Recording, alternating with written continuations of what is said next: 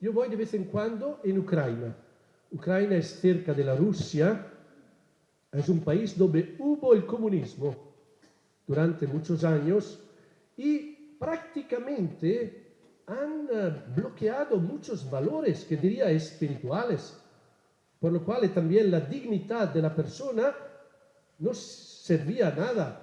Yo conozco estudiantes que vinieron a estudiar ahí en Roma y volvieron y han tenido, están intentando de humanizar, por ejemplo, los hospitales. Entonces me han invitado a dar una charla a los médicos de este hospital en Lviv, es la ciudad de Leópoli, cerca de Polonia. El título de mi presentación era La alianza terapéutica a servicio de los enfermos. Y entonces empecé hablando de algunos elementos clave para vivir esta alianza terapéutica. En primer lugar, la centralidad del enfermo. Hay que reconocer que el enfermo está al centro, no los profesionales, no lo administrativo. Si estamos ahí, si tenemos un trabajo, es gracias a los enfermos. Son ellos que tal vez nos ayudan también, ayudándolos a tener una profesión, una vocación, un ingreso también. Después hablé de la necesidad de un acercamiento global a los enfermos, que no hay que verlo como órganos enfermos. No estamos tratando con una pierna o con un hígado o con un número, la señora 43 o el señor 12, que son padres de familia, con una historia, con una biografía. Entonces iba diciendo algunos aspectos de esta alianza terapéutica. Al final me paré y pedí a los presentes si tenían preguntas. Y levantó una mano una doctora para decirme lo que había sucedido. Antes de decirme esto, yo quiero aclarar que en Ucrania el sueldo de los médicos es muy bajo. Pienso que ganan $120 al mes. Si uno es la única persona que ayuda a la familia, el pagar por la gasolina, por los alimentos, por la luz y todo lo necesario, no tienen suficiente. Entonces podemos decir, aquí hay una injusticia social, por lo cual algunos médicos venden más fármacos a los enfermos porque tienen un porcentaje. Entonces con el porcentaje van añadiendo un poco de sueldo. O otros, sobre todo los cirujanos o personas que hacen terapia, antes de hacer la intervención, deciden de encontrarse con la familia para establecer cuánto me vais a dar, $100, $300. Bueno, el próximo miércoles yo voy a hacer la cirugía. Hoy en día, o nosotros la llamaremos corrupción, es una forma de corrupción, aunque podemos decir que a la raíz hay una forma de injusticia también. Bueno, esta doctora levantó la mano después de mi charla para decirme, padre, usted probablemente no sabe lo que ha sucedido aquí hace 2 meses. Y fue narrando la historia de qué sucedió. Un joven de 15 años, no he entendido bien si estaba caminando o era en bicicleta, fue asestrado por un coche, por un coche y su condición era muy grave. La ambulancia que lo llevó al hospital, ahí a urgencia, había una enfermera que se dio cuenta enseguida de la gravedad de este joven de 15, 16 años. Entonces se fue al cirujano o a la persona encargada para decirle, doctor, hay un joven que vino, es muy grave, tenemos que hacer algo. Y el doctor, la familia, la estamos buscando, pero no lo sabemos. Tranquilos, tranquilos, esperamos. Después de 5 minutos la enfermera, pero doctor, tenemos que hacer algo, arriesgamos de perder este joven. Y la familia, estamos intentando buscarlo, pero hasta ahora, tranquilo, esperamos. Después la enfermera vuelve por tercera vez para decirle al doctor, doctor, el joven murió, tiene que venir para declarar su muerte. El doctor va al otro lado, ¿cuál es su drama? El joven es su hijo. Ahora, vamos a pensar ahora cómo esta persona se va a sentir por el resto de su vida. Porque por un interés material puede haber perdido a su hijo. No sabemos si podía salvarlo, podía ciertamente intervenir. Claro que esta persona se va a quedar con un montón de culpa, que por intereses materiales al final ha perdido a su hija y no sé qué pasó con su mujer. porque claro que la historia se difundió, la pusieron también en el periódico de la ciudad.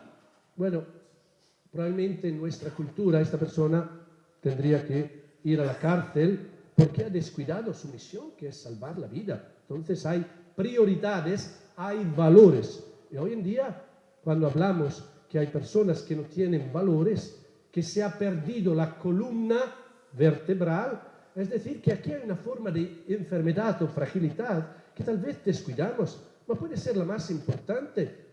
Si a las personas no tienen valores o una espiritualidad que les anima, les fortifica a enfrentarse a los problemas de la vida, cada vez que hay un fracaso, cada vez que hay una pérdida, cada vez que se sienten inútiles, estas personas van tal vez a hacer gestos dramáticos.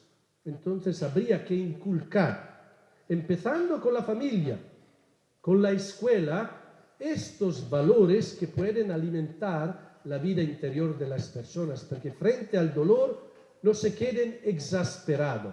Hay que recordarnos que no se puede vivir sin sufrir, pero hay que recordarnos que no se puede sufrir sin esperar. Y ahí donde necesitamos fortalecer los valores. Y no se puede esperar si no estamos abiertos a los demás. Dejarnos ayudar por los demás, por Dios, por el alto y por de dentro. Esto es la esencia de la tradición cristiana. Amar a Dios, al prójimo y a sí mismo. Estas son las tres direcciones del amor. El amor que tiene que estar abierto al trascendente, mirar arriba, que tiene que estar abierto alrededor de nosotros, encontrar a los demás y amarse a sí mismo. Porque hubo una persona que dijo, yo busqué a mi Dios y a los demás, y ninguno he encontrado. Después busqué a mí mismo y ahí encontré los tres. ¿Sí? Porque somos hechos a imagen y semejanza de Dios. Y Dios los encontramos dentro de nosotros en el encuentro con los demás. Por lo cual es importante que nos recordamos que tal vez este amar a Dios, amar a los otros y amar a nosotros mismos incluye la faceta emocional. Amar a Dios, al próximo, a sí mismo, con todo tu corazón. Incluye la faceta física, con toda tu fuerza, incluye la faceta espiritual, con todo tu espíritu. Entonces, necesitamos movilizar las distintas facetas de nuestro ser para ir llegando o viviendo la vida en plenitud. Entonces, la vida, que antes de ser un derecho, es un don. Hay que ver que la vida, cada momento, es un don. No es si vivimos 90 años. Vivir 5 días es un don. Vivir 15 días, 15 años, 50 años. Depende de lo que hacemos con este don. Porque hay personas que viven 100 años o 90, pero es una vida llena de amargura. Se sienten vacíos. Y una de mis tristezas más grandes ha sido presidir a entierros, también en el Hospital Santo Espíritu de Roma, y quedarme ahí, frente a mí, el ataúd con el fallecido y al otro lado una voluntaria. Porque esta persona que ha concluido su vida no tiene ninguno aquí alrededor de él. Porque hay solo una voluntaria que lo ha visitado. ¿Qué pasó con su vida? Son interrogantes que nos infunden tristeza, porque no sería la manera de concluir la vida. Pero dentro de la vida podríamos decir que todos tenemos 3 heridas importantes que nos marcan. Podríamos decir son las heridas más determinantes. La primera herida es el nacimiento.